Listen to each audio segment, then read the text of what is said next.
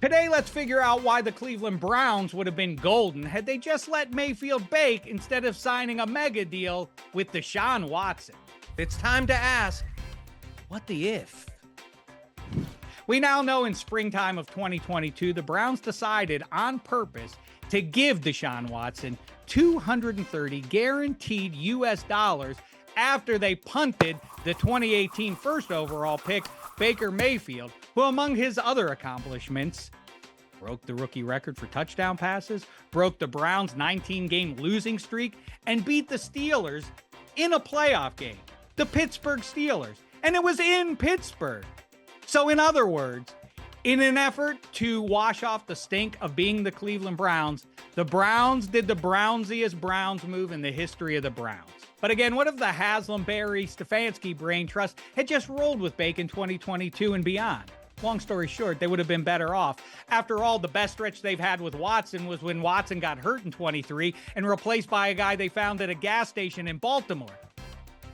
I'm being told that was Joe Flacco. Right, that was the longtime Baltimore Ravens QB, which I guess completes the longest standing future considerations ever, for Baltimore taking the pro football team formerly known as the Cleveland Browns. Either way, I don't think it's too pie-eyed to say that if old Joe Cool could get the Browns into a wild card, Bake would have elevated them even higher.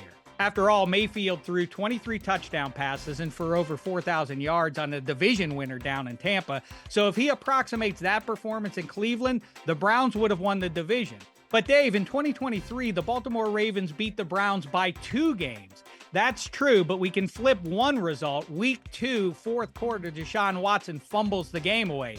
In his absence, let's give a win to the Browns, and that makes the season finale against Baltimore more meaningful. Stefanski doesn't bench the starters to keep them fresh for the wild card round, and now let's say the Browns win that game.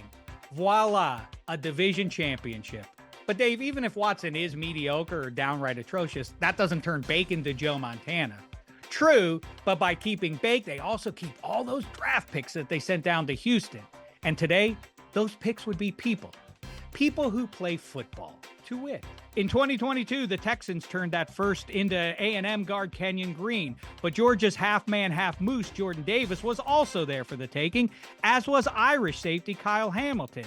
In 2023, the Texans took Will Anderson out of Bama, who'd have paired very nicely with Myles Garrett. Then again, a receiver like BC's Zay Flowers, SC's Jordan Addison, or Ohio's own Jackson Smith and Jigba would have been nifty, as would a high pedigree corner like Illini Devin Witherspoon or the Duck Christian Gonzalez. Now that we've upgraded the roster by not chasing Watson, it's on to the 2023 AFC playoffs, where the Browns now have a bye, so they don't get hammered by the Texans down in Houston. Instead, the Ravens catch the callow Texans, beat them, then make like prodigal sons, and return to their original home in Northeast Ohio. Who wins? The question is moot. Patrick Mathanos would have whipped either one. The larger point here is the Browns have now been turned legit, an ongoing contender for a generation. Except you didn't stop me when I tested to see whether or not you were paying attention, so this is ultimately on you.